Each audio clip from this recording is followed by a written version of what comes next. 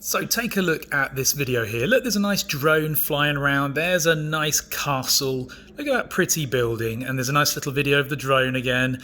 And it's flying around that nice castle and probably taking some lovely video shots. Oh, okay, it dropped an explosive on it instead.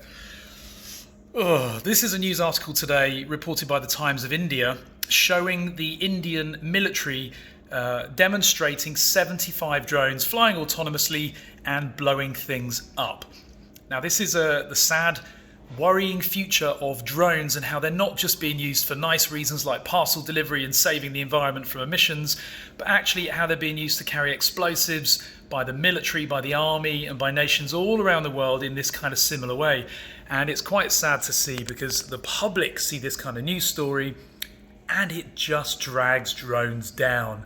It makes people worried, it makes people scared, and when they next look up in the air because they can hear a buzzing drone, they're not going to think, oh, that's just Ash flying his drone and capturing some nice video and photos, what about my privacy? Maybe they're going to start worrying that we're about to drop an explosive on their head. And it is sad to see, it's worrying to see, because I don't like to see drones used in this way. It's not combat, is it? It means that anybody, any nation, no matter how limited their power, their force is, can fly a drone and blow something up. And I think that's deeply, deeply disturbing. The article goes on to explain how they're all flown autonomously, and there was a number of different operations revealed, from kamikaze strikes to para-drop, hover and drop missions to drop essential supplies. Now, dropping essential supplies is clearly a great use of drones, but dropping munitions like that is scary, not just for us as drone operators, but for the public who are seeing this kind of video, and it will no doubt change their view of drones. Now, it is worrying.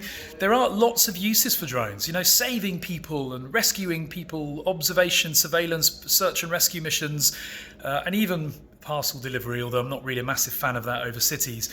But this kind of use of drones, I think, is just a worrying insight into the future, where war will be much easier for nations that aren't disciplined, aren't really rational in their decision making, and they can just prompt this stuff remotely, autonomously, without really thinking about it, and just simply flicking a switch and starting potentially the next world war. So it's a sad and worrying glimpse into the future.